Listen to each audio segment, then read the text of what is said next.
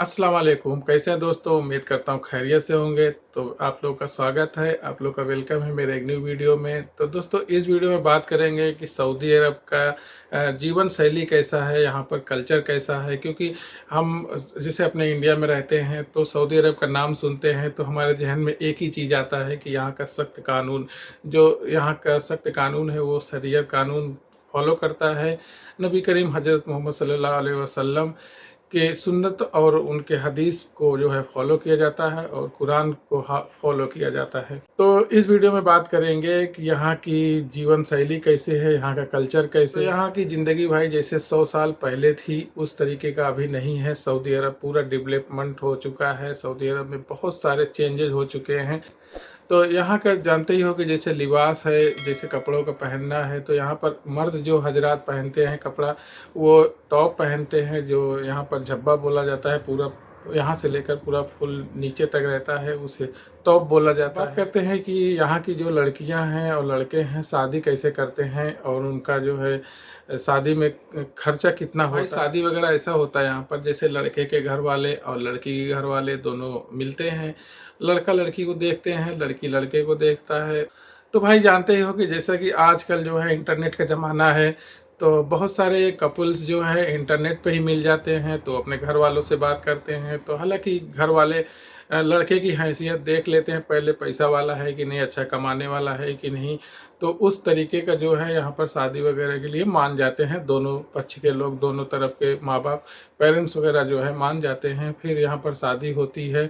अब शादी किस तरीके से होती है कि जैसे जो लड़की वाला रहता है उसका भाई 1 रुपया भी खर्चा नहीं होता है, और जो लड़का होता है जिसे दूल्हा बोलते हैं तो वो उसके ही घर वाले या लड़का जो है दूल्हा जो है पूरा खर्चा उठाता है भाई लड़की का।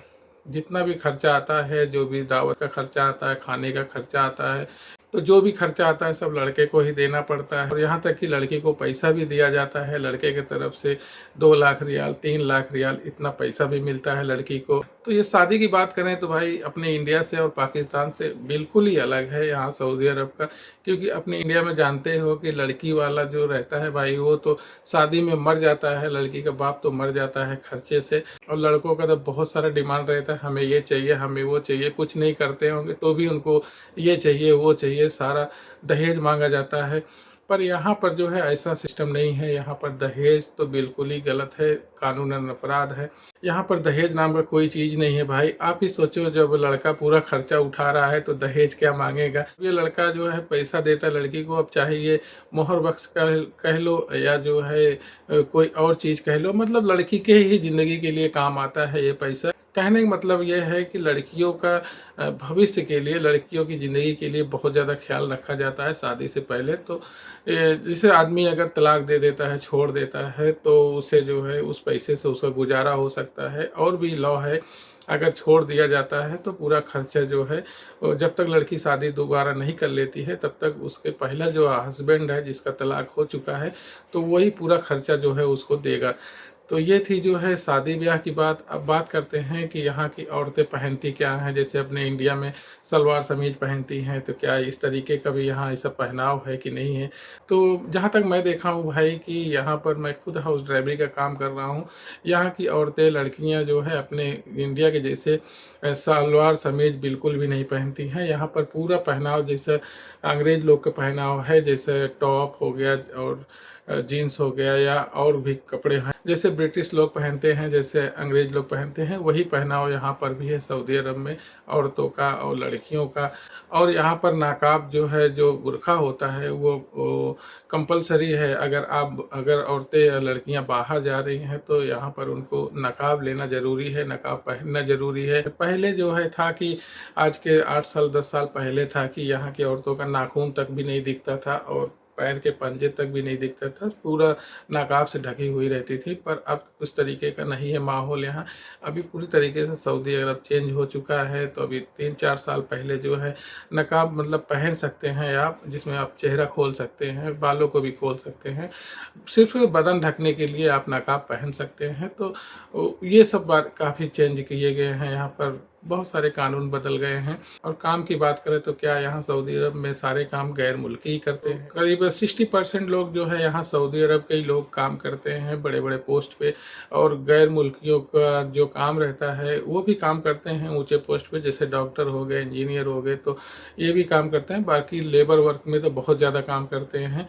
लेबर वर्क में सऊदी अरब के लोग नहीं काम करते हैं, ऊंचे ऊंचे पोस्ट पर काम करते हैं। सऊदी अरब में 60% लोग सऊदी अरब को ही काम में रखा जाता है, और 40% जो है 40% तो ये गैर मुल्की लोग काम करते हैं। औरतों को भी बहुत ज़्यादा नौकरी पे रखा जाता है, जैसे सुपरमार्केट हो गया या मॉल हो गया, तो वहाँ पर जो पेमेंट का लेना देना रहता है, जो काउंटर पे बैठती हैं, वो वहाँ मैंने देखा है कि औरतें ज़्यादा काम करती हैं।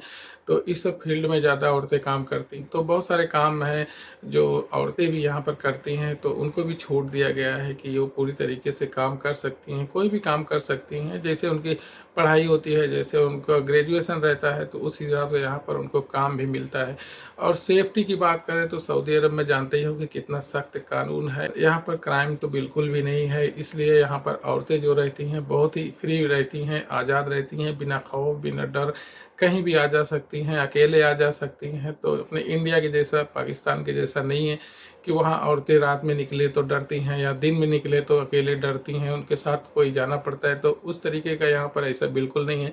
यहाँ रात में भी अगर औरतें घूमें, लड़कियाँ घूमें, तो कोई भी टच नहीं कर सकता, उन्हें कभी कोई नज़र से भी नहीं देख सकता है। तो ये चीज़ यहाँ पर बहुत अच्छी बात है। और उससे रिस्पेक्ट की बात करें तो यहाँ पर जैसे मैडम वगैरह हैं या लड़कियाँ हैं, अगर उनसे आप बात कर रहे हैं तो उनसे उनसे नज़र मिलाकर आप बात ना करें, यहाँ पर ये बुरा माना जाता है। तो जो भाई अगर सऊदी अरब आना चाहते हैं तो ये बहुत ही खास ख्याल रखिएगा। तो यहाँ पर जो है औरतों से या लड़कियों से नज़र से मिला के बात करने में थोड़ा सा अच्छा नहीं लगता उनको, तो इस चीज़ का ज़्यादा ध्यान रखेंगे। और दूसरी बात, जैसे यहाँ पर जैसे गाड़ी का एक्सीडेंट हो जाता है तो यहाँ पर पुलिस का व्यवहार कैसे होता है, क्या अपने इंडिया के जैसा जो है कि चारों तरफ से घेर लेते हैं, पब्लिक घेर लेती है, या पुलिस वाले पकड़ के ले जाते हैं, मारते हैं, पीटते हैं, गाली। अगर आपका गाड़ी का एक्सीडेंट हो जाता है या कोई भी मतलब क्राइम हो जाता है, हाथों से कोई भी गलती हो जाती है, तो यहाँ पर पुलिस आएगी और जो है आपसे सलाम पहले करेगी। उसके बाद जो है जो भी आपका फॉल्ट होगा, गाड़ी का फ़ोटो लिया जाएगा,